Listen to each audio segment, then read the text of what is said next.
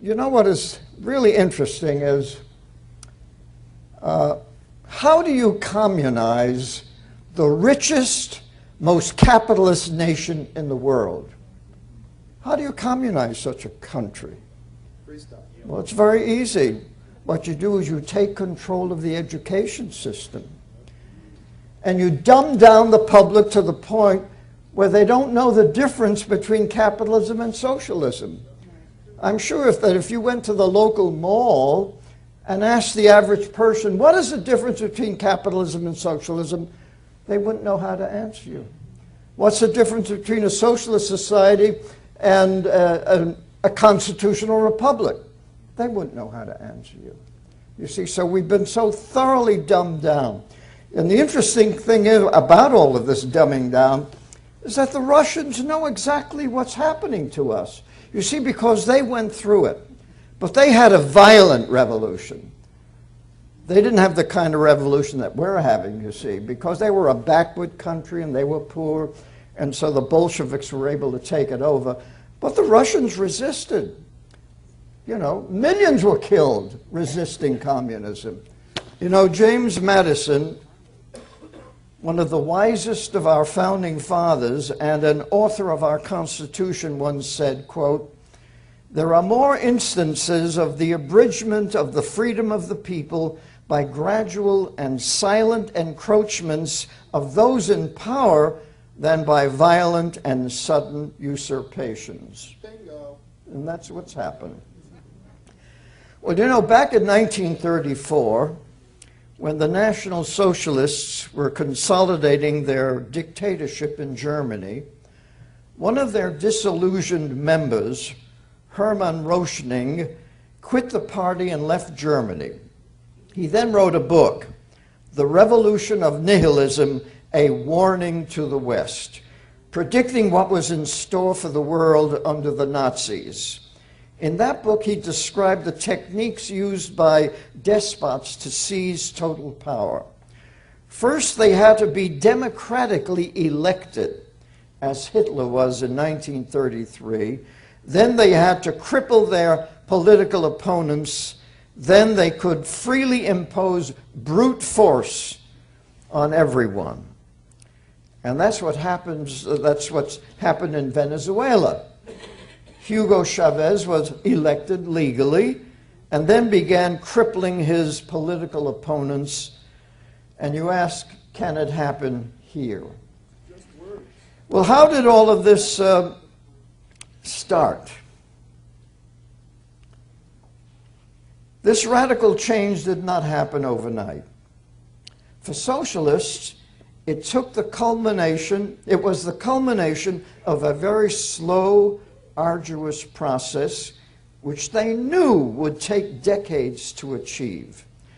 And they never for a moment lost their desire or vision for that goal, even though socialism in practice has been responsible for some of the greatest crimes against human beings in all of human history.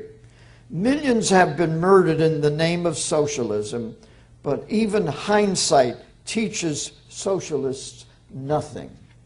They don't learn anything from history. Isn't that amazing? That you would have thought that by now there wouldn't be any socialists around. But there they are, as bloodthirsty as ever.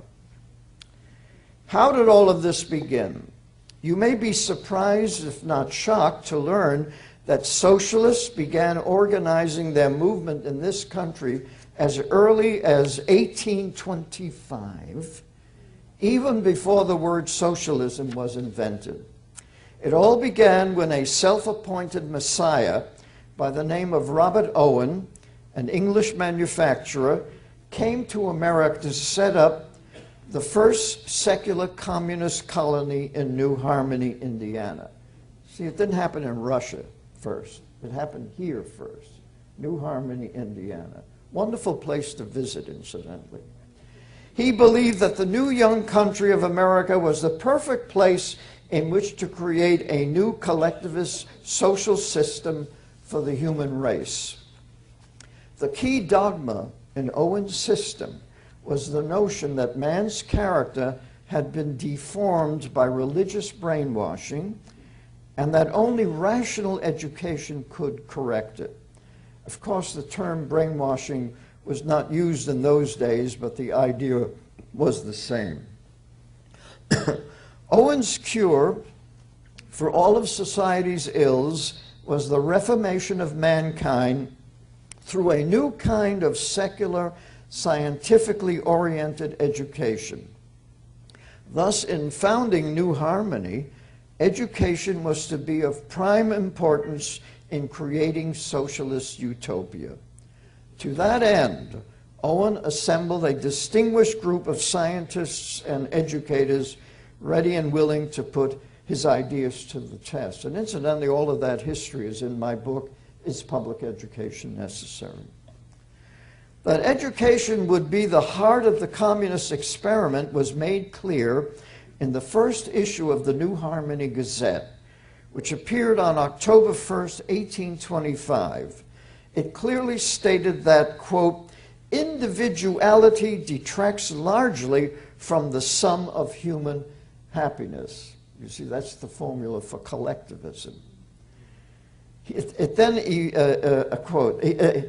elaborated, quote, it is intended to point out what we believe to be the most rational, therefore the best mode of educating human beings from infancy to manhood, knowing that any character, from the best to the worst, from the most ignorant to the most enlightened, may be given to any individual, community, or to the world at large by different modes of education, unquote. And from that time on, government-controlled education has always been the key to the creation of a perfect utopian society led by the socialist elite. When after 2 years, the Owenite experiment failed in New Harmony, the failure was blamed on the education the participants had had as children. They simply could not adapt themselves to a communist way of life. Thus, they believed that a socialist education must precede the creation of a socialist society, which is exactly what they've been doing to our children all these past 5 decades, preparing them for socialism, softening them up for socialism. By the way, when the Bolsheviks took over Russia in 1917, they realized that the middle-class bourgeoisie would never be able to adapt themselves to communism, and that is why millions of them were sent to the labor camps in Siberia or eliminated. Pol Pot did the same thing in Cambodia, just killing millions of individuals educated under the old system because they were unfit for the new communist utopia. And incidentally, they could spot anyone who had an education because they wore glasses. If you wore glasses, you were eliminated. Since the Owenites were atheists and very unpopular with the American people, they decided to go underground and promote the idea of a national government education system by organizing conspiratorial secret societies to do the promoting. One of the members of that conspiracy, Orestes Brownson, later converted to Catholicism and revealed the existence of the conspiracy. He wrote, quote, the great object was to get rid of Christianity and to convert our churches into halls of science. The plan was to establish a system of state, we said national schools, from which all religion was to be excluded, in which nothing was to be taught but such knowledge as is verifiable by the senses, and to which all parents were to be compelled by law to send their children. Of course, that's happened. You know, all religion has been taken out of the schools. The first thing to be done was to get this system of schools established. For this purpose, a secret society was formed, and the whole country was to be organized somewhat on the plan of the Carbonari of Italy. The Carbonari were the Illuminati organized in Italy. The organization was commenced in 1829 in the city of New York, and to my own knowledge was affected throughout a considerable part of New York State. How far it was extended in other states, or whether it is still kept up, I know not, for I abandoned it in the latter part of the year 1830, and have since had no confidential relations with any engaged in it.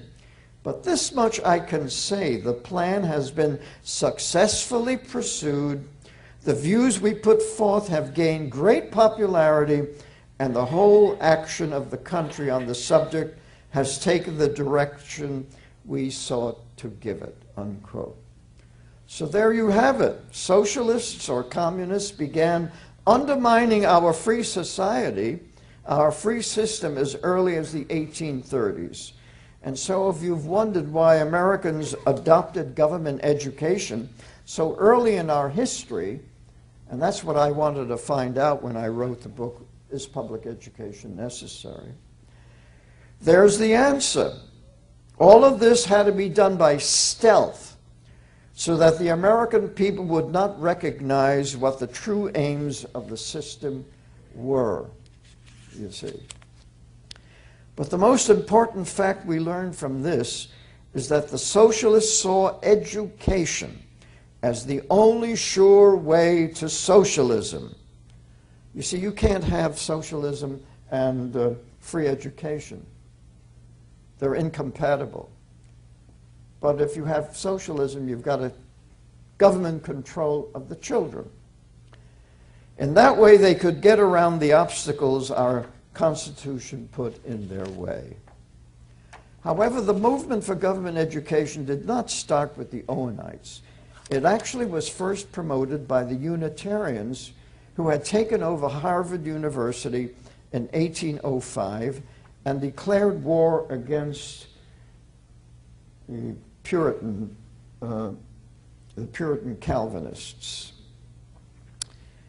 They became the new liberal elite, and their aim was to get the children out of Calvinist schools by creating a system of secular government schools. They took their model of government schooling from Prussia, which Horace Mann, secretary of the Massachusetts Board of Education, had visited in 1843 and came back singing the praises of centralized government control of education. He wrote in his famous 7th annual report, quote, "If Prussia can pervert the benign influences of education to the support of arbitrary power, we surely can employ them for the support and perpetuation of Republican institutions. A national spirit of liberty can be cultivated more easily than a national spirit of bondage. And if it may be made one of the great prerogatives of education to perform the unnatural and unholy work of making slaves, then surely it must be one of the noblest instrumentalities for rearing a nation of freemen," unquote. Of course, the public schools I attended in the 1930s and 40s in New York City promoted patriotism and American principles of government. As a matter of fact, the principal used to read the 23rd Psalm at our assemblies. That was in the 1930s. You couldn't possibly do that today. But soon these schools became the seminaries for the indoctrination of socialism by an educational elite known as the progressives. Indeed, it was the rise of the progressive movement toward the end of the 19th century that made it possible for Owen's dream of a socialist education system to be fulfilled. Now, who were the progressives? They were a new breed of Protestant academics who no longer believed in the religion of their fathers. They now put their faith in science, which explained the physical world, evolution, which explained the origin of living matter. You know, we all crawled out of the ooze, the primordial ooze. And psychology, which explained human behavior and provided the scientific means to control it. They were also socialists. Why? Because they had to explain the origin and nature of evil. Evil was not caused by man's innate depravity, as preached by John Calvin, or the doctrine of original sin. According to the progressives, evil was caused by ignorance, poverty, and social injustice. A good secular education would get rid of ignorance, which would in turn get rid of poverty, which would also get rid of social injustice. And the cause of all of these ills was capitalism, with its emphasis on private property, independent individualism, economic competition, and the accepted existence of both the rich and the poor.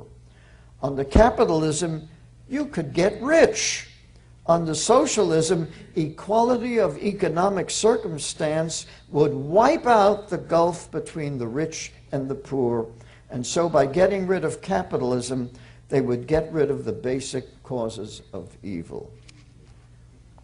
John Dewey was their philosophical leader, and in 1898 he wrote an article entitled "The Primary School Fetish," in which he outlined the progressive plan for taking over the public schools and turning them into institutions of socialist indoctrination. He stressed the importance of shifting the emphasis in primary education away from reading and literacy to socialization. He wrote, quote, "There is a false educational god whose idolaters are legion and whose cult influences the entire educational system. This is language study, the study not of foreign language, but of English, not in higher, but in primary education. It does not follow, however, that because this course was once wise, it is so any longer. My proposition is that conditions, social, industrial, and intellectual, have undergone such a radical change that the time has come for a thoroughgoing examination of the emphasis put upon linguistic work in elementary instruction. The plea for the predominance of learning to read in early school life, because of the great importance attaching to literature, seems to me a perversion." How do you like that? A perversion. Teaching children to read at an early age is a perversion, unquote. And because his views would be considered so radical by parents and teachers, he wrote, quote, "Change must come gradually. To force it unduly would compromise its final success by favoring a violent reaction." So if all of these plans were so good, why would they favor a violent reaction? Why would people object?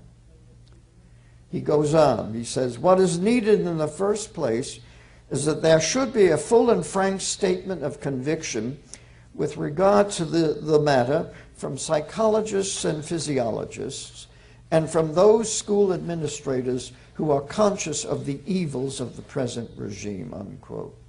In other words, deceiving parents would become an important and implicit part of the plan for radical reform. And psychologists, of whom Dewey was one, would play an important part in creating this elaborate deception. Dewey then wrote, quote, "There are already in existence a considerable number of educational experiment stations which represent the outposts of educational progress. If these schools can be adequately supported for a number of years, they will perform a great vicarious service," unquote. Indeed, Dewey himself conducted such an experimental school at the University of Chicago, and the book he wrote about that experience, The School and Society, became the Bible of progressive education and the basis of 20th century school reform. Incidentally, one of the new experimental schools that used the new progressive curriculum was the Lincoln School at Teachers College at Columbia University. John D. Rockefeller Jr. endowed the school with $3 million and sent 3 of his 5 sons to be educated there. The result is that Nelson, Lawrence, and Winthrop all became dyslexic, which they complained about later in life. Nelson used to say, I can't read, so he would speak extemporaneously. You know, he couldn't even read his own speeches. And of course, he hired Henry Kissinger to do his reading for him. And Winthrop, of course, was thrown out of Yale. He did so poorly, but he went on to become the governor of Arkansas. By the way, Dewey did not get his socialism from Karl Marx. He got it from an American by the name of Edward Bellamy, who wrote a novel about America evolving into a socialist state by the year 2000. The aim of Bellamy's socialism was equality. And since everyone would be equal in economic circumstances, envy, competition, and crime would disappear. In order to implement John Dewey's progressive program in the public schools, the progressives had to get the support of the teachers. And they did this by gaining control of the National Education Association around World War I. After the war, the NEA began a long-range campaign to get federal aid for the public schools. Not an easy task. From 1867 to 1940, a period of 73 years, the Congress passed about 11 minor pieces of legislation related to education. The fear of federal control of schools kept most legislators from voting for federal aid to public education. But resistance was gradually broken down by such acts as the National School Lunch Act of 1946 and the School Milk Program Act of 1954. Who could possibly be against lunch and milk for children? See how they work? They know how to pull on the heartstrings of the people. But it was the Elementary and Secondary Education Act of 1965, passed during the Johnson administration, which opened the floodgates of the U.S. Treasury for the benefit of the progressive establishment. From 1965 to 1983, a period of only 18 years, there were 43 education acts passed by Congress, including the establishment in 1979 of a U.S. Department of Education with cabinet status. And we've got to get rid of that department, you know. Reagan tried to get rid of it, but he was sabotaged by the rhinos in his own government, you see. In the year 1994 alone, there were about 180 educational restructuring bills before Congress. The 3 most important bills enacted were Goals 2000 Act, the School to Work Opportunities Act, and the Improving America's Schools Act, a reauthorization of the ESEA of 1965. Title I of that law was supposed to help the poor and culturally deprived kids learn to read. 45 years and over $150 billion later, the kids are doing worse today than in 1965. All that money spent for what?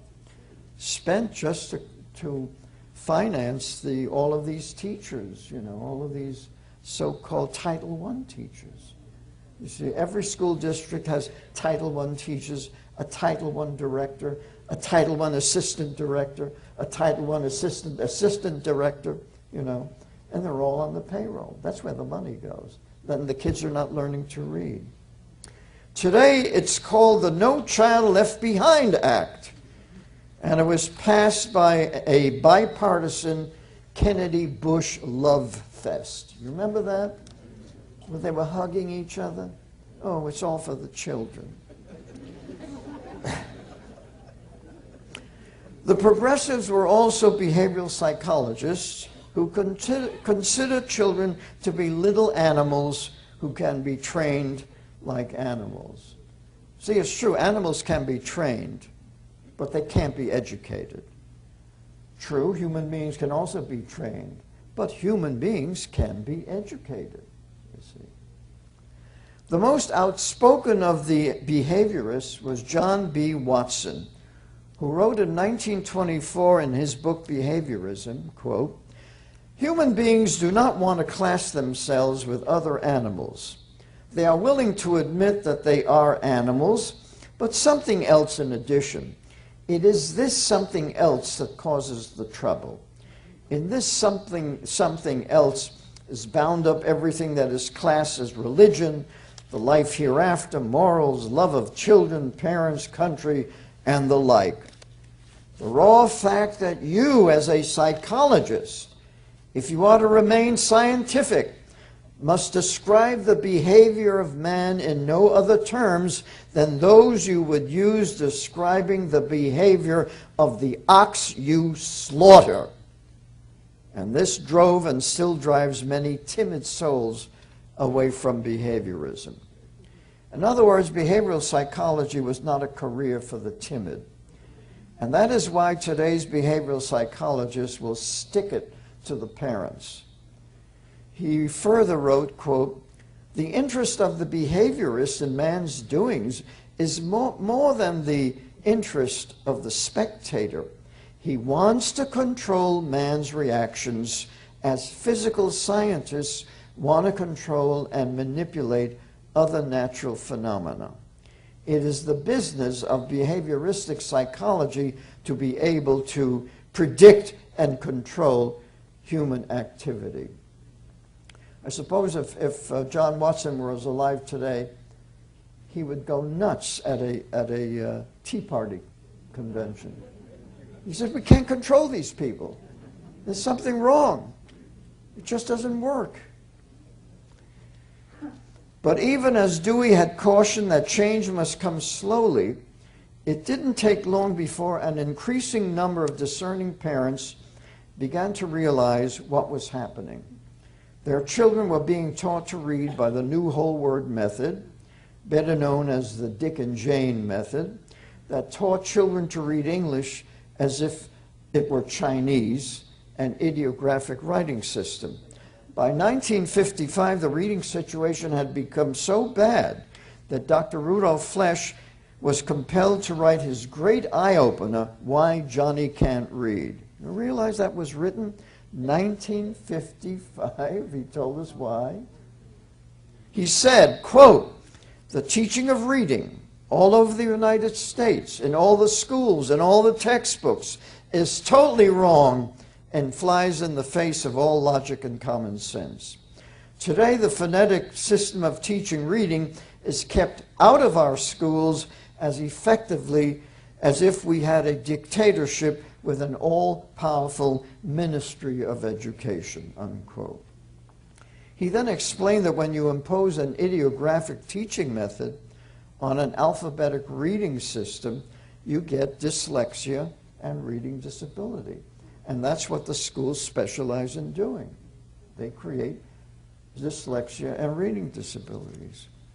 Now, many of you were taught to read by that method. Do you remember those great literary gems as Dick, look, Jane, look, look, see Dick, see, oh, see Dick, oh, see Dick, oh, funny, funny Dick. Most of you thought that was nuts, right? You said, this is crazy. You wondered, what the heck is going on in this school? You know, nobody talks this way, you know. The kids were smarter than the teachers, but they couldn't say anything because what did mother say? Don't, obey your teacher, you see. And so the kids just repeated all of this insane stuff. Of course, that kind of inane repetition does not teach a child to read. It is based on the behaviorist animal conditioning techniques perfected in this country by Edward L. Thorndike at Columbia University and in the Soviet Union by Professor Pavlov. Pavlov, indeed, when this new method was Indeed, when this new method was introduced, a well-known neurophysiologist by the name of Samuel T. Orton wrote an article in the February 1929 Journal of Educational Psychology warning the educators that this new teaching method would produce reading disability. He warned them. But apparently, that is what the educators wanted, and they got it. You see, it is very easy to turn a child into a dyslexic. All you have to do is have the child memorize a sight vocabulary. That is a list of words, which is what teachers do every day in our elementary schools. Once the child has memorized several hundred words, that child will automatically develop a whole word reflex and look at all printed words as little pictures. And if you look at a word as a picture, you won't necessarily look at it from left to right or right to left. You will look for something in that word that will remind you of what it says. It's very easy to spot a sight reader. When they read aloud, they leave out words that are there. They put in words that aren't there. They read words backwards. They misread words. They confuse B's and D's. And they stop cold when encountering a word they've never seen before. Incidentally, the old Dick and Jane method has evolved into something called whole language, in which they mix some phonics with whole word memorization. It is called a balanced approach. But that balanced approach is deceptive in that it does not teach intensive systematic phonics. It merely gives the child some phonetic clues which he must think about if he wants to use them. What can parents do to prevent their children from becoming victims of this great teaching fraud? The best solution is to teach your child to read at home. True, some children do learn to read in school because for some reason or other they're able to figure out the system. And some of them have photographic memories. But many children, of course, can't, as we all know. If you're curious about the philosophy behind whole language, here's a description of it given in a book entitled Whole Language, What's the Difference?, written by 3 whole language professors in 1991. We read on page 19, quote, "From a whole language perspective, reading, and language use in general, is a process of generating hypotheses in a meaning-making transaction in a socio-historical context." I'm sure you all got that, right? As a transactional process, reading is not a matter of getting the meaning from the text, as if that meaning were in the text waiting to be decoded by the reader.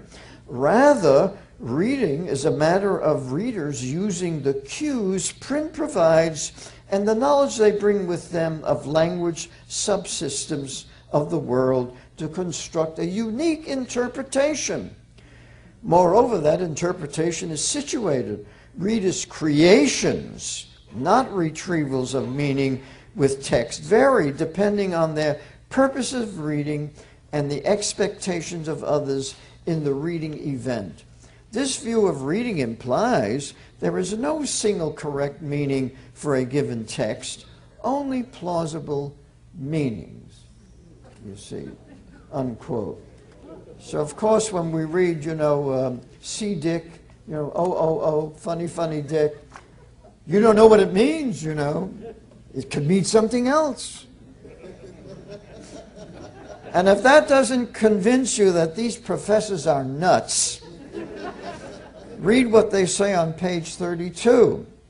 Quote, whole language represents a major shift in thinking about the reading process. Rather than viewing meaning as getting the words, whole language educators view reading as essentially a process of creating meanings. See, it doesn't matter what the author has written. You can create your own meaning, you see. Meaning is created through a transaction with whole meaningful texts of any length that were written with the intent to communicate reading. It is a transaction, not an extraction of meaning from the print, in the sense that the reader-created meanings are a fusion of what the reader brings and what the text offers. Although students who learn to read in whole language classrooms are, like all proficient readers, eventually able to read or identify a large inventory of words, learning words is certainly not the goal of whole language. Would you ever, unquote, would you ever trust a whole language reader to read a contract? You know, if they're going to interpret it, how is that going to stand up in court?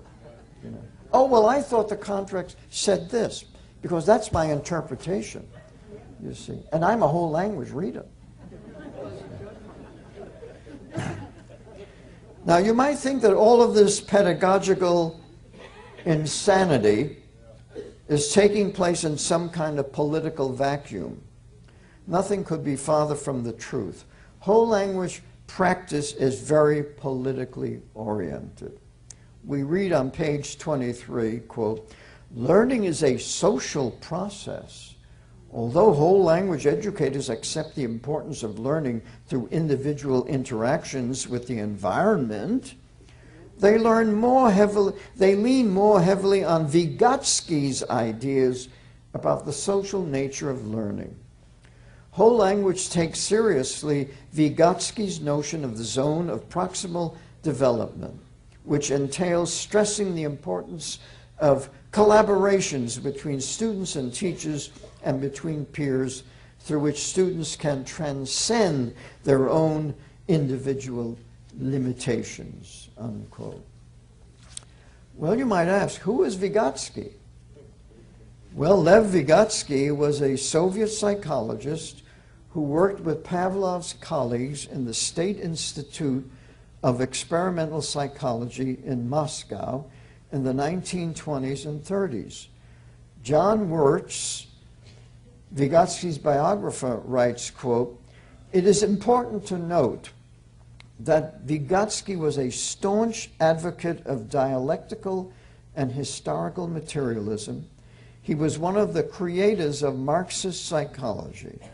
People such as Vygotsky and his followers devoted every hour of their lives to making certain that the new socialist state, the first grand experiment based on Marxist-Leninist principles, would survive, unquote.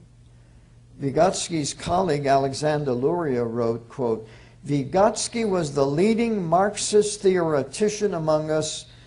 In his hands, Marx's methods of analysis did serve a vital role in shaping our course, unquote. So there you have it. You know, the educators are actually using the psychology of a communist, Marxist, in their course in reading. That's why whole language is so important to them. Apparently, these same methods of analysis are also serving to shape the course of the whole language agenda.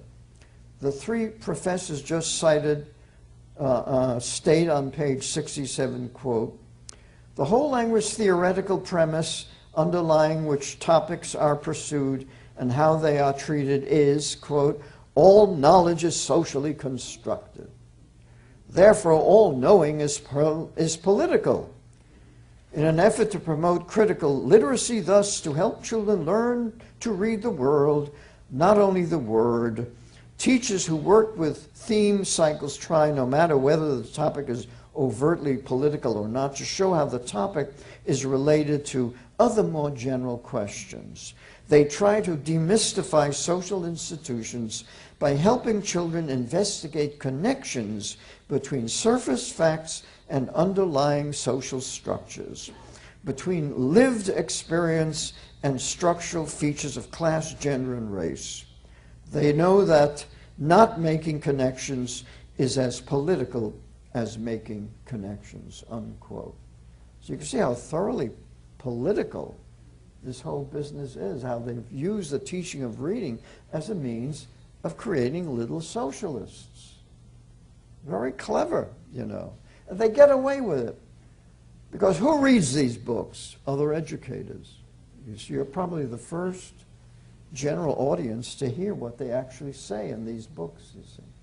Because people like me are willing to read these boring books to bring all this information to you.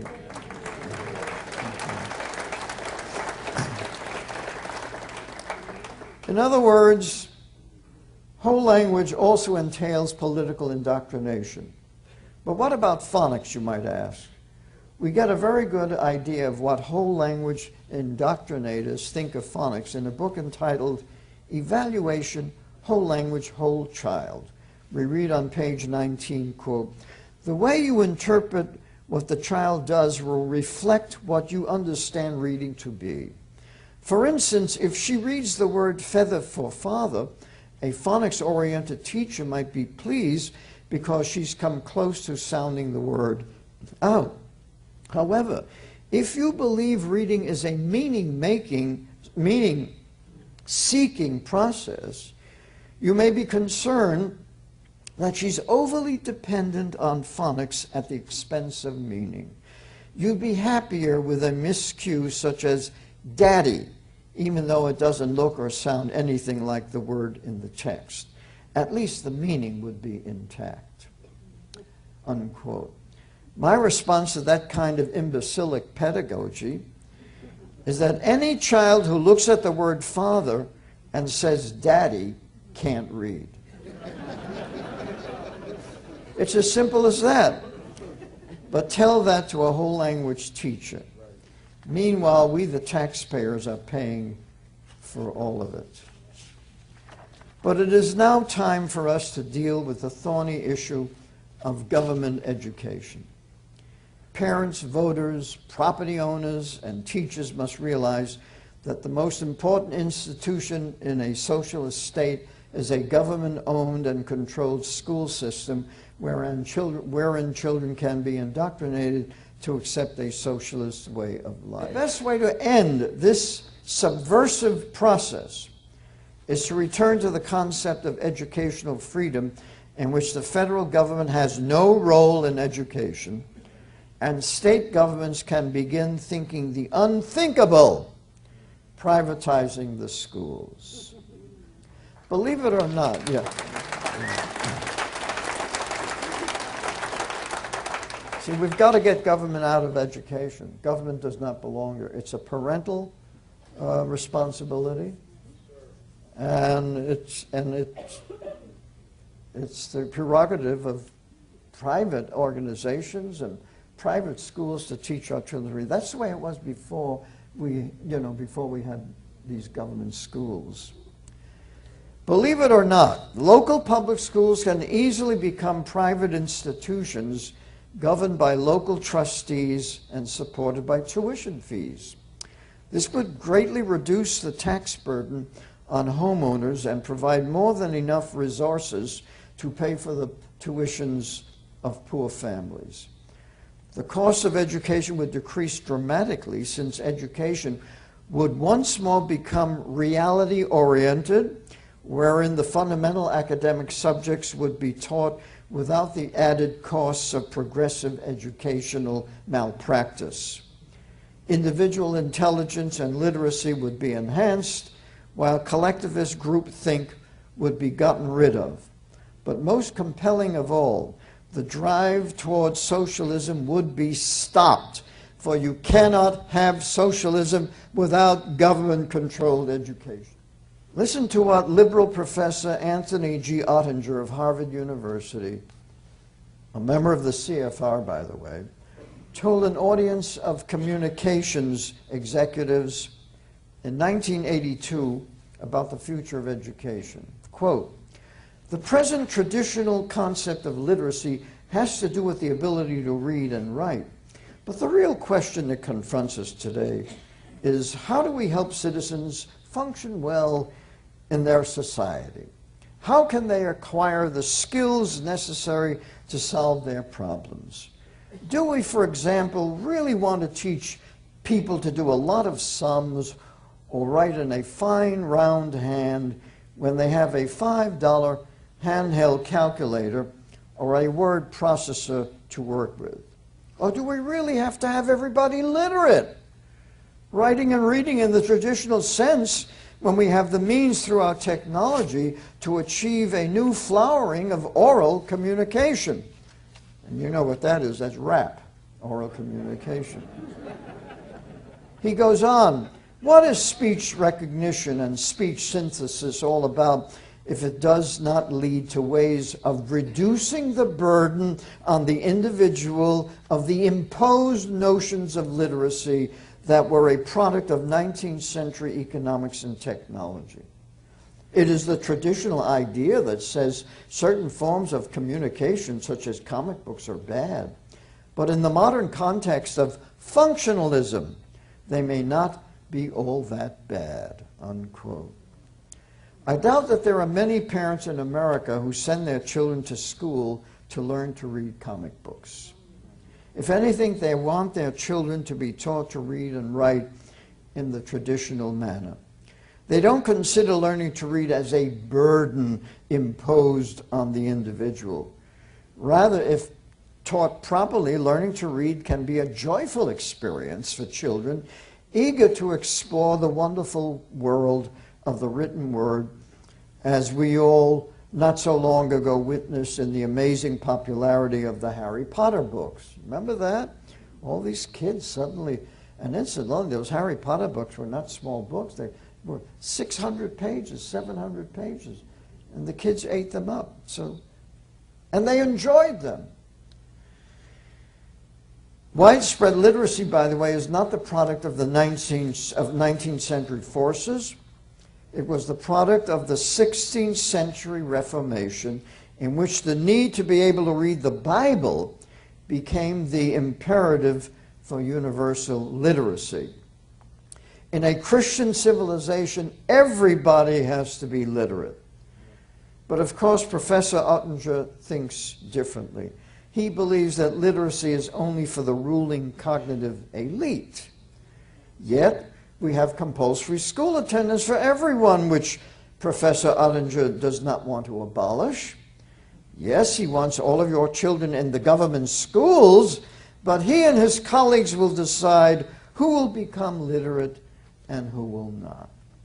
See, what an evil system that they are proposing.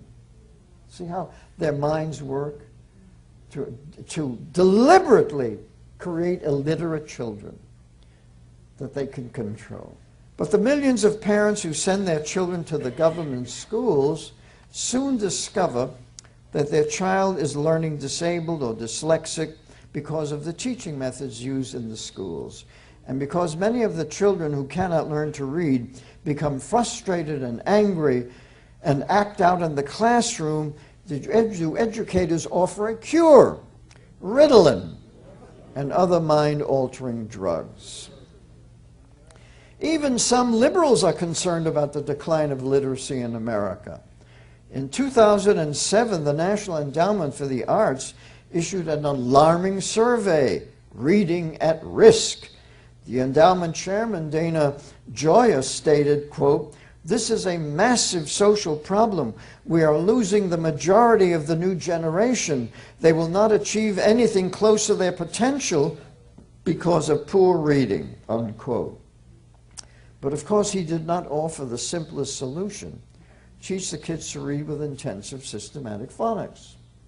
See, we're not looking for a cure for cancer. We know how to teach reading.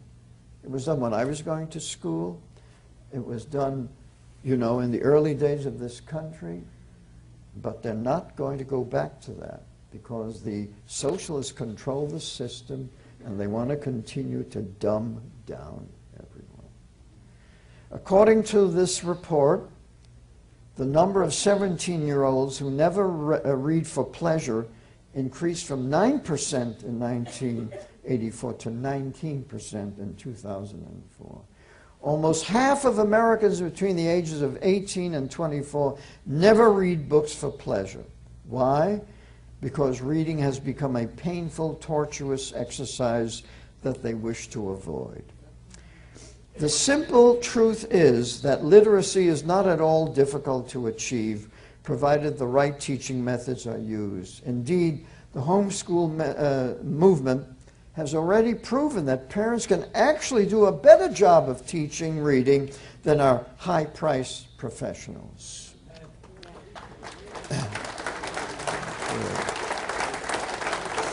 It has also been shown that children progress better academically when taught at home, and that the cost of educating a child at home is less than $1,000 a year.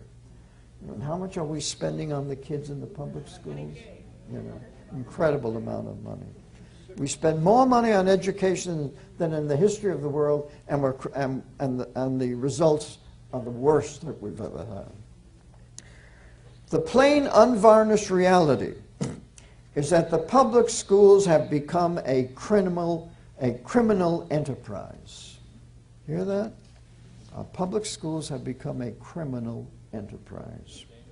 Our educational leaders are engaged in a deliberate, well-planned conspiracy to dumb down the American people. Isn't that a crime?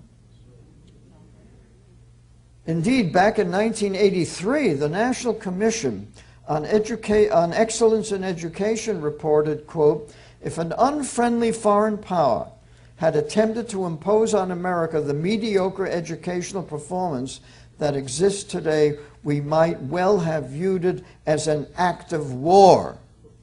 As it stands, we have allowed this to happen to ourselves," unquote. Why aren't our educational leaders being held responsible for this act of war against our people? Should not the deliberate dumbing down of an entire nation be considered a crime of gigantic proportions? What about the deliberate use of teaching methods that cripple the brains of our children? Is that not also a crime? Medical malpractice is a punishable offense, but educational malpractice is not. And the educators manage to extort more and more money from a gullible public to keep doing what they've been doing for decades. Is not extortion a crime? See, that's what they do. They extort money from us. Our educators have also become drug pushers. Drug pushers are supposed to be criminals, right? Forcing 6 million children to take mind-altering drugs so that they won't be able to resist the harm being done to them in the classroom. Is turning a normal child into a drug addict not a crime? What about exposing children to virtual pornographic sex education, in which they are taught that perversion is perfectly normal? Is that not a kind of child molestation that should be labeled a crime? Sex education has become a battering ram against a child's religious morality. As a result, millions of children are condemned to lives as functional illiterates, mentally stunted, spiritually empty, and morally vulnerable. Nor do we know how many children have been led to suicide by satanic death education, which has been marbleized into the curriculum. Writing one's obituary, visits to funeral parlors and cemeteries are part of the death education program.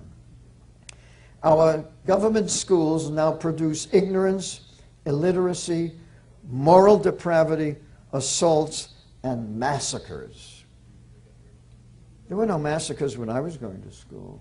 We loved our teachers because our teachers were doing good. They were helping us learn. They didn't interfere with our religious beliefs. They didn't want us to become atheists. And so we loved them.